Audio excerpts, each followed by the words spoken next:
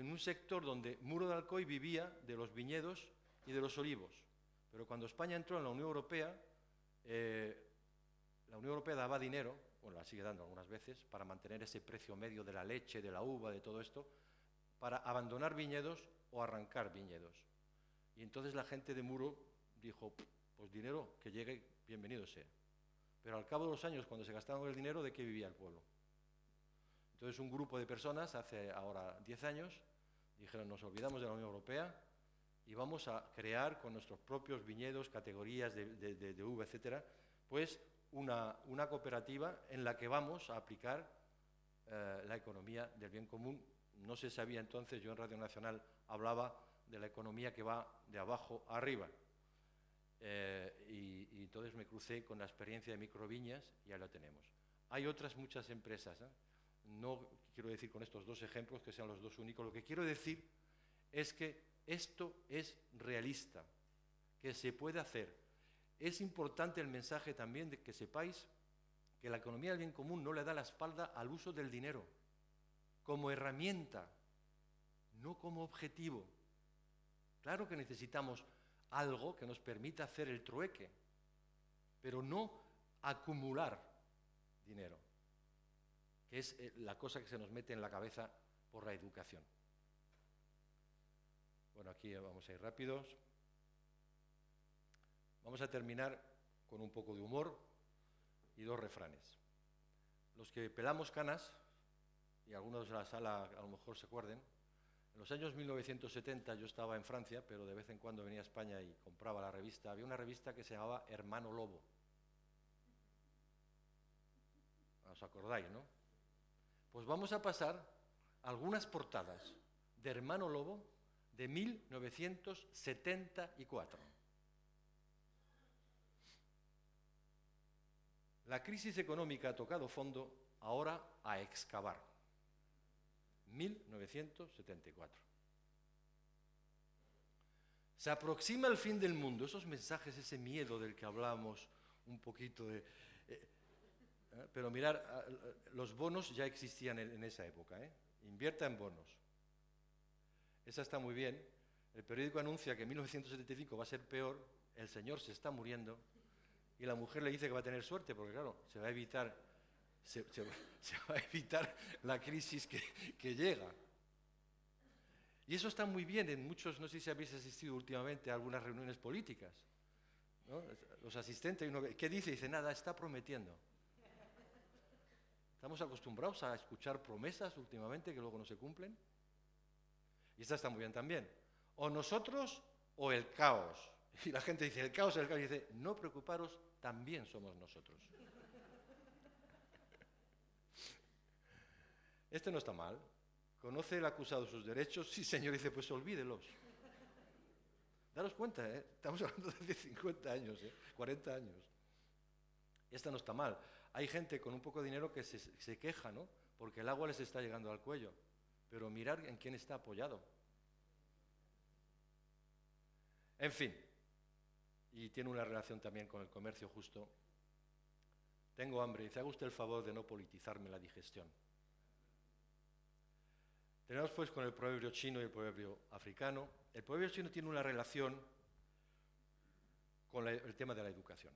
Es importantísimo el hecho de que las universidades empiecen a interesarse en la economía del bien común, y hay muchas facultades de económica en España cuyos profesores y catedráticos han encontrado huecos para hablar de esto.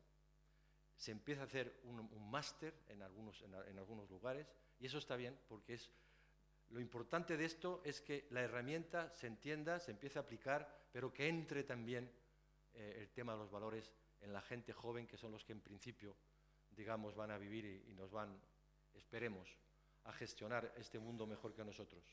El proverbio chino dice, si quieres comer durante un año, siembra semillas. Si quieres comer durante 10, 15, 20 años, siembra árboles. Pero si quieres comer toda la vida, educa al pueblo. Y la educación es básica para estos temas, lo que no quiere decir que solamente hay que hacer eso. Hay que hacerlo al lado de otras cosas. Y el proverbio africano tiene que ver con muchas cosas. Primero, Hay mucha gente que dice, esto es imposible cambiar, no se puede. Entonces yo me quedo tranquilo, ¿no? Es que no se puede. Bueno, no se puede si no empezamos a hacer nada. El año pasado se celebró el 50 aniversario de una señora negra llamada Rosa Parks, que hace 50 años, ahora 51, subió a un autobús de blancos y se sentó y no tenía derecho. Y la echaron. Pero al otro día volvió. Y una semana después eran 10. Y luego fueron 50. Y 2 años después, aunque les ayudó mucho el pastor Luther King, el Senado norteamericano declaró inconstitucional el hecho de prohibir que los negros se sentasen en los autobuses de blancos. 2 años se tardó, no fue de un día para otro. Pero si esa señora no hubiese empezado, pues no ocurriría. Y luego hay otra cosa también, es que pensamos que tenemos que ir a votar, los que quieren ir a votar, y supongamos que queremos ir a votar una mayoría, y ponemos nuestra papeleta y luego hay que esperar 4 años para que el tema cambie. No. Tenemos mucho más poder del que pensamos, en tanto que consumidores. A mí nadie me obliga a ser cliente del Banco Santander. Nadie. A mí nadie me obliga a comprar tomates de Holanda. Nadie. Soy yo el que decido. Por ejemplo,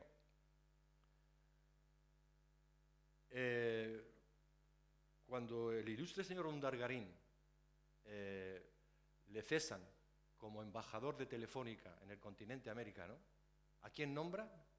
Al señor Rodrigo Rato, que ha arruinado a miles de familias españolas. Si hubiese habido, no sé, 10.000, 20.000, 30.000, 50.000 personas que se diesen de baja de Telefónica, yo os aseguro que el señor Alierta, presidente de Telefónica, hubiese cambiado de idea. Tenemos más poder del que pensamos. Y el proverbio africano dice precisamente eso. Gente pequeña, en lugares pequeños, haciendo cosas pequeñas, pero regularmente pueden cambiar la faz de la tierra. Y termino con una frase de Einstein que me parece esencial.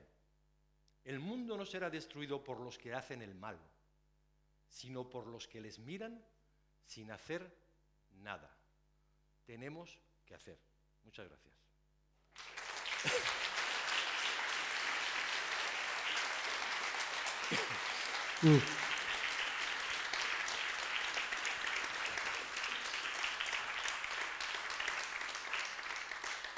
Aupa Arratsaldeon.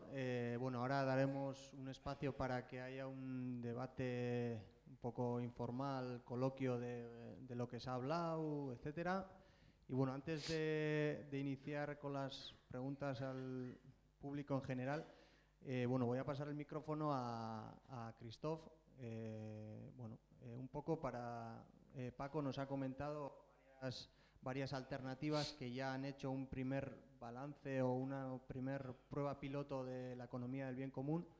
Y bueno, y para que veamos también que en nuestro alrededor también pues hay gente que, bueno, que está luchando, está empujando el tema y bueno, un poco por conocer... Sí, me gustaría que le pases luego el micrófono a ese señor. De acuerdo. Bueno, pues le paso el micrófono a Christoph para que nos cuente un poco su experiencia y nada.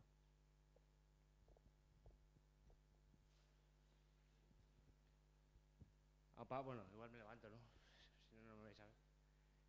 Bueno, yo soy Christoph, ahora soy presidente del Consejo Rector de Fagor Industrial, que si no lo conoces es como un consejo de administración de una empresa. Y nosotros iniciamos el proyecto de aplicar lo que es el balance del bien común en nuestra empresa como piloto y para conocer qué era, qué suponía y qué podíamos hacer, ¿no? Un primer paso, por lo menos, ¿no? Esos pequeños pasos que dices, pues hacerlo. Y un poco, pues, como conclusión o como de ese trabajo que hemos hecho, pues como cooperativas que estamos aquí, que, bueno, estamos en Mondragón, no todos tenemos por qué ser cooperativas, pero aquí en lo que es las cooperativas sí que son un ejemplo de qué se puede hacer y cómo se pueden hacer las cosas de otra manera Y pues no sé, deciros que en esa conclusión que hemos hecho nosotros, pues bueno, se sacan bastantes cosas. La verdad que nosotros tenemos cosas que vienen de nuestras normas y de nuestros antepasados, que hicieron las cosas de una manera y nosotros las hemos heredado, y eso nos da muchos puntos, y en ese balance tenemos una foto bastante bonita, pero hay muchos aspectos que no hemos trabajado y que se nos han quedado atrás, ¿no?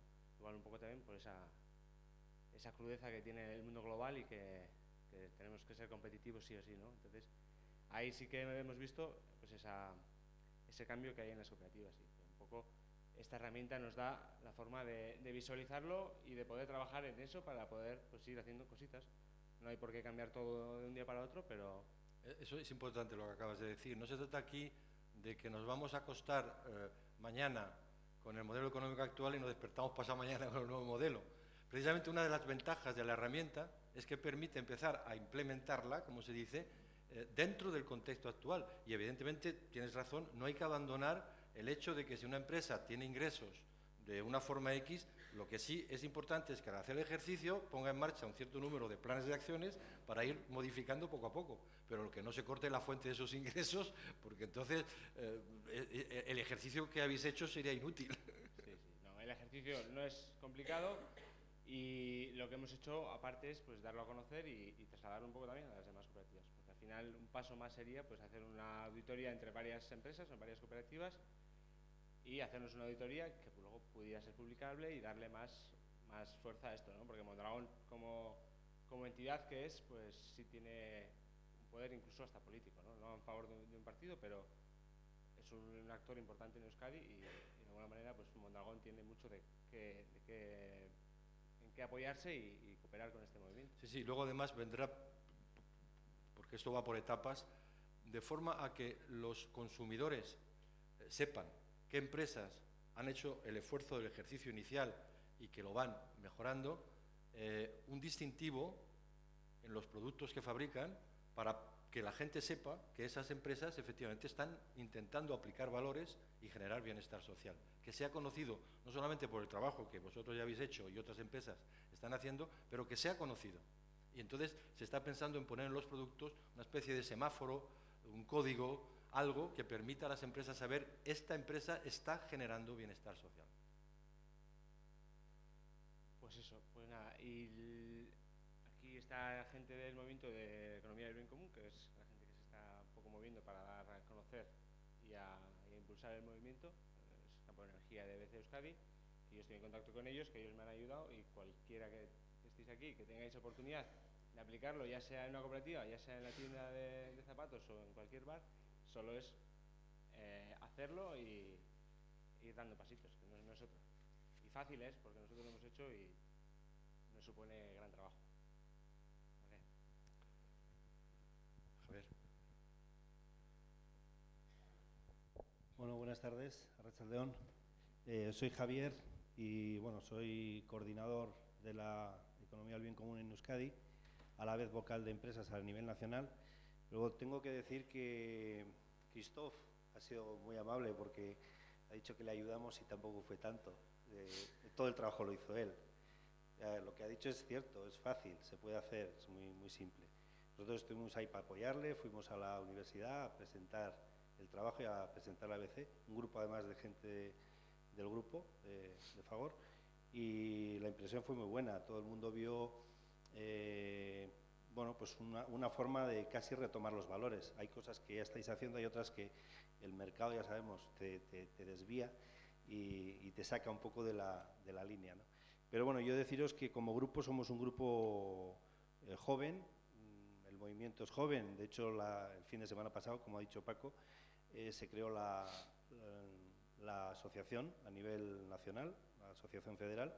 Ya se están dando pasos a nivel Euskadi para hacer otra asociación.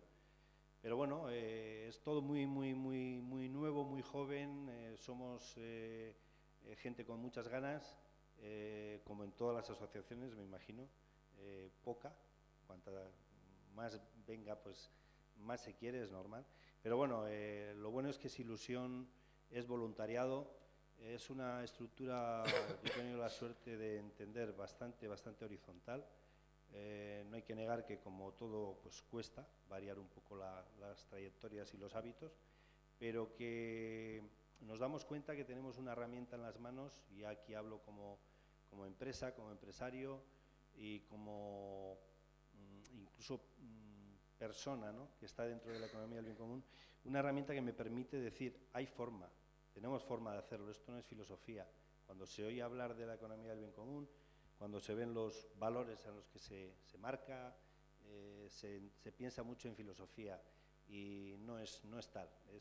Sí hay su punto, lógicamente, pero hay herramientas, se pueden hacer las cosas, se pueden hacer mejor. A mí personalmente, y ya no es cuestión de destacar, porque a mí me da igual estar aquí que en Suiza, sinceramente, pero sí que sería bonito que aquí en Euskadi pudiéramos pegar el arreón que bueno, estamos intentando dar, para poder vivir mejor, llegar al bien común, que a fin de cuentas no es más que eso, buscar coherencia en lo que hacemos. Hoy en día no podemos permitir, yo personalmente sigo haciendo el trabajo que hacía, pero lo he cambiado incluso hasta de nombre en la empresa, y de empresa y de formas de hacer. Se puede hacer, es muy fácil, solo es querer. Yo no encontraba coherencia en lo que hacía. Yo me he dedicado a la jefatura de ventas, dirección comercial. Yo no encontraba coherencia en que a la gente había que apretarle para llegar a unas cifras, etc. No, estaba fuera de mí. Y dije, no, esto no puede ser, cambio. Es que no duermo a gusto, y hoy duermo muy a gusto. Estamos arrancando, llevamos un par de mesecitos, pero por lo menos se duerme a gusto y sabemos que estamos en la línea, ¿no? Esto es un poco lo que yo os quiero dar a entender. Como personas vinculadas a la empresa, hace que el trabajador crea en el empresario, hace que el empresario crea y se apoye en el trabajador, y como personas y ciudadanos de calle se ve que hay argumentos, se ve que hay medios para llegar a esto. Esto de que hablamos comercio justo, esto se habla de economía social, se puede llegar a creer en una economía sin más, porque creo que todos estáis de acuerdo que la economía tiene que ser economía. Lo de la economía social, todo tiene que ser social. Entonces vamos en esa línea, y os animo a que, en la medida de lo que podáis o queráis, os intereséis. Hay una página web, hay muchos medios, y si queréis luego, pues aparte os podemos dar algún tipo de contacto y dirección para que entréis. Pero bueno, EBC Euskadi, sin problemas. Gracias. Nada, a ti. Daros cuenta que estaba leyendo eso y no lo había leído con anterioridad, pero hablando de comercio justo, lo que está escrito ahí y lo que yo he descrito en grandes líneas, una alternativa donde la producción y la comercialización están al servicio de todas las personas, respetando siempre la madre tierra. Criterios económicos, sueldos justos, prefinanciación, relación comercial a largo plazo, criterios ambientales y criterios sociales, condiciones de trabajo. Esto, digamos, es para deciros que finalmente el modelo económico del bien común no tiene nada nuevo, sino que es un ordenamiento de lo que ya existía. Quiero insistir sobre esto, que es importante. Y es verdad que el trabajo de Cristian, formidable, hay que aplaudirle, pero que no hemos inventado la rueda, y que se puede hacer, y me parece importantísimo, esa transformación de las empresas dentro del modelo actual, cambiándolo evidentemente poco a poco.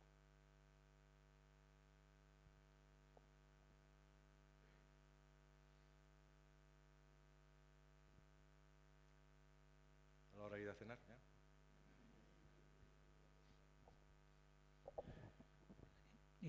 ¿Pensaste durante algún momento de la crisis que el sistema financiero español reventaba? Sí, y lo sigo pensando. Es muy frágil. Daros cuenta, además, es una lástima que nos traten como tontos o idiotas, no sé. Se está diciendo últimamente que hay ciertos parámetros que se están recuperando. Y es verdad, pero ¿con qué nos comparamos? Cuando escuchas a uno te dicen del trimestre anterior, otro te dice del año pasado, otro te dice de hace 5 años. Yo propongo que hagamos un ejercicio de comparación con la Edad Media, que van a salir unos resultados formidables. No, seamos serios. El Fondo Monetario Internacional, el día 8 de abril, en sus informes trimestrales, tenemos un capítulo dedicado a España y anuncia un crecimiento de 1,2% del PIB en 2016. Llega el gobierno y nos dice que va a ser del 2%, el 1 por 2, el 1,2 ya lo vamos a alcanzar este año. A ver, ¿tiene el Fondo Monetario Internacional economistas que saben algo? ¿Qué datos utiliza el Fondo Monetario Internacional sobre la economía española? ¿No son los mismos que utiliza el gobierno? De verdad, es una tomadura de pelo. ¿Y por qué digo que todavía temo esto? Nos hemos endeudado, tenemos ya 1 billón de euros de deuda pública. Estábamos en 700 y algo mil, 1 billón, 1 millón de millones de euros que debemos. Y esto se va a seguir incrementando. Y mirar, por ejemplo, cuando se dice que como la prima de riesgo está bajando, aunque había que saber quién está haciendo el primo,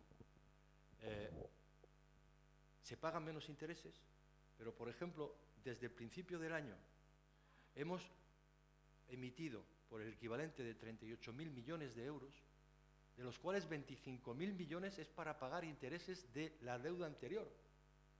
Es decir, que cuando un Estado se endeuda, y lo puede hacer, para mejorar la salud, mejorar la educación, utilizar ese dinero para la mejora de los servicios, al límite te puedes decir, oye, nos estamos endeudando, pero ese dinero se está utilizando para pagar deuda anterior.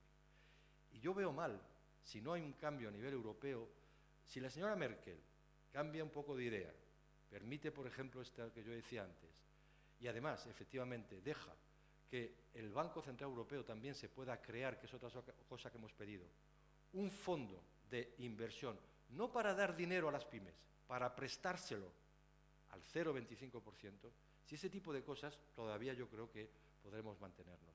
Pero en la actualidad, los mensajes que yo recibo, y os aseguro que no estoy ni a favor ni en contra, digamos, no estoy afiliado ni al PP ni al PSOE, no se trata de eso. Estoy en contra de los inútiles, que sean del PSOE o del PP, que nos dirigen, y hoy en día los mensajes que estamos escuchando tienen color electoral. Punto. Ya está. Y tienes otra cosa, además, es que han difundido lo que yo estoy diciendo aquí, me permitís decir, yo esto lo digo en otros lugares que me ha ocurrido y me tratan de antiespañol, de antisistema. No tenemos derecho a decir que no estamos de acuerdo, aunque demos datos. Y decir, oye, ¿por qué tú dices esto y el Fondo Monetario Nacional dice otra cosa? ¿No hay un choque de trenes ahí? ¿Me puedes explicar el por qué? Además estamos hablando de temas públicos. No tenemos derecho a que se nos explique y se sea transparente con esto. Pues en la medida en que esta transparencia no exista, ya te digo, yo no me creeré nada. Y segundo, sigo temiendo, ahora va a haber stress test, que le llaman, los test de resistencia a los bancos. Vamos a ver qué va a pasar. Vamos a ver qué va a pasar. Yo no digo que van a salir mal, pero tengo la impresión, por los avisos que van llegando, que tampoco va a ser algo extraordinario. ¿Qué significa eso? Entonces, ¿qué han estado haciendo los bancos después de todas las ayudas que han recibido? Porque claro, se dice que es Bankia. No, Bankia no, no solamente. El Banco Santander, el BBVA también han recibido ayudas. Es que hay diferentes formas de ayudar. El conjunto. Y yo al límite no estaría en contra, una vez más, como emitir deuda pública, si esos bancos tuviesen luego un comportamiento social y ayudasen a las pymes dándoles préstamo. Pero claro, con el circuito que os he enseñado, daros cuenta si vosotros fueseis banqueros. Recibís dinero del Banco Central Europeo al 0,25 y tenéis dos alternativas. O compráis deuda pública que está asegurada que se va a pagar, porque si no podemos pagar, viene Europa y nos salva, o bien prestáis a las pymes. Escogéis enseguida a comprar deuda pública, desgraciadamente. Entonces, mientras esto no se cambie, y a lo mejor ya te digo que, porque Alemania empieza un poquito ya a darse cuenta que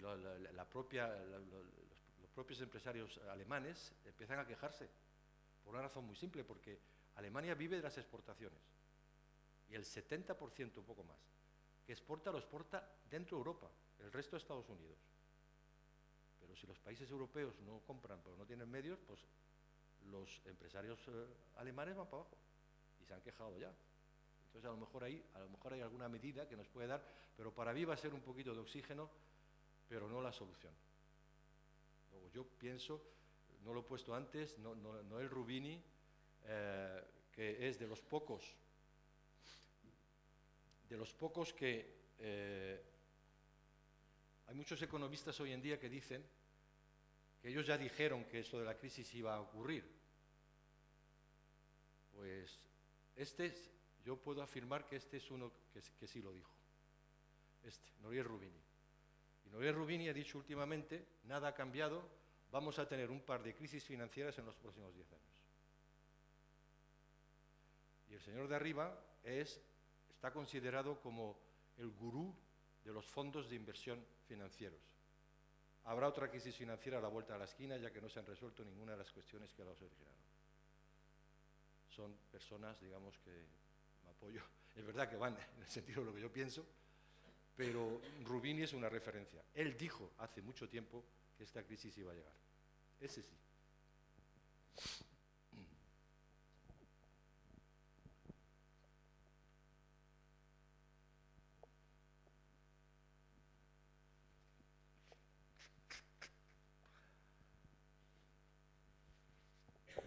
Buenas tardes, muchas gracias por la charla que nos has dado en primer lugar. Y en segundo lugar, has hecho una mención a que tanto el Fondo Monetario Internacional como diferentes bancos, entre sus premisas está, digamos, el bien común y luchar, digamos, contra el fraude y contra los paraísos fiscales. También lo hizo Merkel y hubo algunas pequeñas escarceos con la banca suiza. Yo te quería preguntar, ¿por qué realmente no se avanza en este punto? Muchas gracias. Pues muy simple. Para mí, porque hay una coincidencia de puntos de vista entre los partidos políticos mayoritarios y el sistema, el modelo que existe, de una forma clara. Yo te puedo dar un ejemplo, no te voy a dar nombre de... Hay dos partidos en España a los que se les ha dado en la puerta a los bancos diciéndole, oye, que me debes tantos millones, como sigas en esa línea, te vas a enterar lo que vale un euro, como se dice ahora, no un duro. Y entonces muchas veces sí que las críticas se paran. Luego tenemos que ver los vasos comunicantes que existen.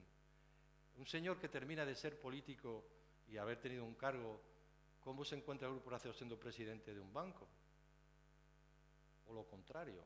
Un señor que ha sido responsable de Goldman Sachs en España y de Lehman Brothers, cuando Lehman Brothers cayó, que se llama el señor de Guindos, es ministro de Economía.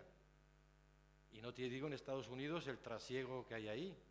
La señora, la última ministra que tuvimos con el gobierno Zapatero de Economía, consejera en Endesa, todo esto hace, si quieres, que anuncian cosas, pero en realidad lo hacen para que nos creamos pero que en la realidad luego defienden al modelo. Porque es que están inmersos en él y se ocupan de él. Entonces, eso yo no creo, mientras no se prohíba, cuando has sido ministro, durante no sé cuántos años, porque además a mí no me importaría seguirles pagando, quizá no la misma cantidad, un poco menos, pero incompatibilidad total, porque si tú has sido ministro de Economía, es evidente que si cualquiera te emplea, es para utilizar tu red de contactos y de influencia que has podido tener. Y ese conocimiento lo has adquirido en tanto que ministro pagado con dinero público. Te aprovechas a título personal. Ya te digo que va en los dos sentidos. Hombre, un ejemplo extraordinario es el presidente del Banco Central Europeo. El señor Draghi era responsable de Goldman Sachs cuando Grecia entró en el euro y fue Goldman Sachs que hizo los papeles para que Grecia entrase en el euro. Y se sabe que esos papeles fueron falseados. Nos engañaron. No eran datos reales. Y fue el señor Draghi. ¿Qué pasa como consecuencia? Presidente del Banco Central Europeo. Hay, ya te digo, unas connivencias ahí que... Pero esto hay que saberlo, pero yo lo que os pido es que reflexionéis sobre lo que podéis hacer, porque yo no, lo comento porque lo sé, pero yo no puedo cambiar al señor Draghi, yo no puedo cambiar a la señora Merkel, yo no puedo cambiar ni al señor Rajoy, pero sí puedo todos los días hacer algo. Y la fuerza para mí viene de eso. Y Podemos, no es porque haya un partido que se ha creado que se llame así, podemos. Ya os digo que, yo os doy un ejemplo, en la primera guerra del Golfo, en Francia, teníamos en las casas, nos habían instalado los correos franceses, unos aparatitos que se llamaban Minitel, antes de que llegase Internet.